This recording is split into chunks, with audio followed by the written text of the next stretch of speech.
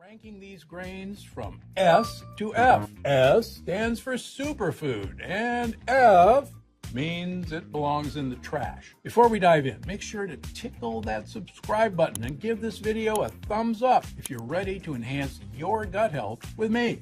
Let's go. How about everybody's favorite all-purpose flour? First of all, this is from wheat. And as you probably know, my patients have antibodies to the various proteins in wheat. So all-purpose flour gets the first F of the day. Whole wheat flour. Everybody knows that whole wheat is good for you, right? Not. Did anybody ever see any whole grains of wheat in whole wheat flour? Of course not. It's been ground to a fine pulp. That means there's nothing whole in whole wheat flour. It also means that some of the nastiest lectins that weren't present in all-purpose flour are in whole wheat flour, and that's wheat germ agglutinin. And spoiler alert, my patients react to wheat germ agglutinin. So whole wheat flour is a no-no as well. It's down in the F. One popular choice, which is not bad, is almond flour. Now, make sure when you're looking at the label that it says blanched almond flour, because the peel of an almond actually has a pretty mischievous lectin. For most people, it's pretty good. I'll give it an A, certainly a whole lot better than all-purpose and whole wheat flour. Now, another great choice is coconut flour. Coconut flour is full of fiber, and it does have some MCT oil in it. Trouble with coconut flour is it really needs a lot of water to work as an ingredient. And as long as you know the ratios to use and use other flours mixed with coconut flour, it's actually one of my favorites. So it's going up as a superfood. Rice flour. Bad choice. Couple reasons. Once you grind rice into a fine powder, it is instantaneously turned into sugar in your bloodstream. And it actually becomes sugar faster in your bloodstream than actually eating sugar. So it's way down on the list as well. Okay, it's time for a quick quiz. Now, there are 2 facts and 1 lie about chickpea flour. Can you guess which one is the lie? Chickpea flour is not gluten-free. 2, chickpea flour is packed with fiber. 3, chickpea flour is also known as graham flour. Ready? The answer is number 1. Does have the benefit of being completely gluten-free, but it's not lectin-free. Let's get back to the list. Chickpea flour. Now that sounds like a great idea. You see it more and more, you see chickpea pasta.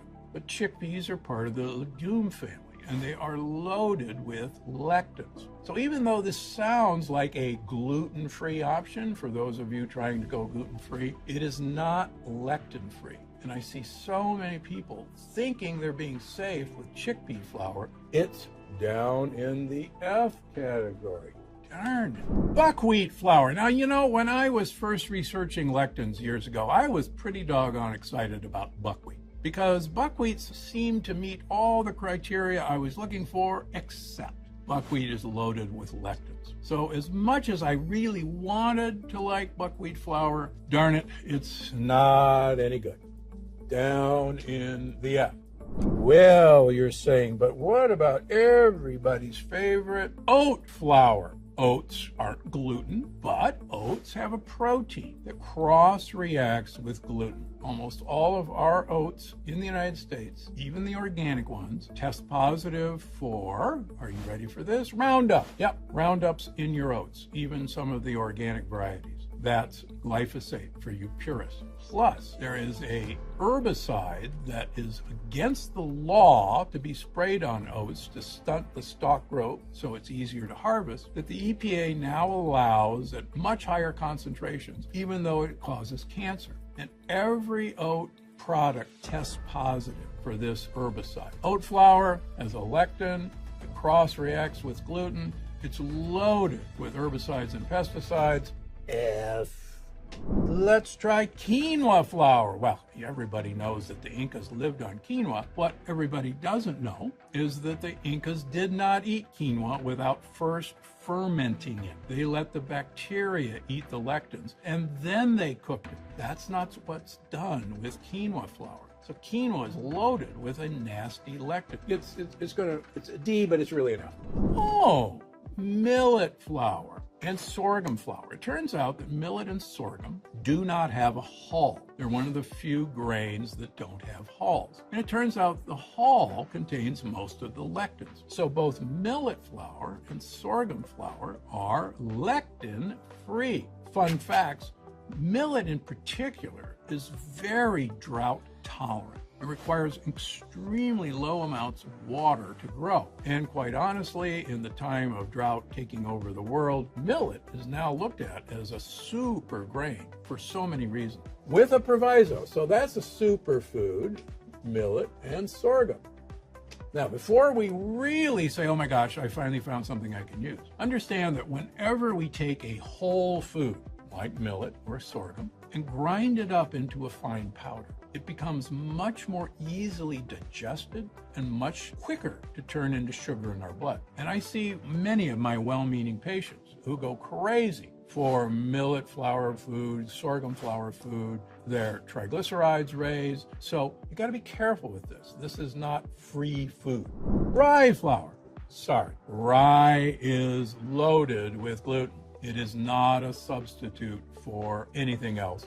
It's right there in the F list. Sorry about that. How about flaxseed flour? Now, flaxseed flour. So the great thing about flax seeds are they're loaded with short chain omega-3 fats. They're loaded with fiber. They're actually a low FODMAP fiber for you folks who are FODMAP conscious. In other words, they don't produce a lot of gas. The problem with flaxseed flour is once you grind flax seeds, they go rancid very, very quickly. So do me a favor, either buy your flaxseed flour in the refrigerator section of your health food store and keep it in the refrigerator, or better yet, buy whole flax seeds, get yourself a coffee grinder, they're cheap, and grind your own flax seeds. They're really a superfood as long as you understand that never buy them just sitting out. Corn flour, cornmeal. This is another lectin-loaded food. Folks, and one of the reasons I see my patients after going gluten-free is that corn is in much of their gluten-free food, and almost every one of them reacts to it. Now, interestingly enough, traditionally, cornmeal was never made without treating the corn with lye and turning it into masa harina, masa flour. That removes the hull where most of the mischief comes from. So if you see masa harina flour, that's your best option for cornmeal. And it's becoming more available. That's the traditional way corn was treated, so it didn't kill people. So corn flour, if you find masa harina, we'll give it a C. Banana flour. First of all, banana flour, look for the words green banana. Green banana is loaded with fiber that has not turned to sugar. And green banana is one of your best baking opportunities. And the good news is it doesn't really taste like banana. So it's a superfood, but make sure it says green banana flour. So arrowroot flour is also a really good flour that's pretty much pure prebiotic fiber, and it doesn't have any lectins.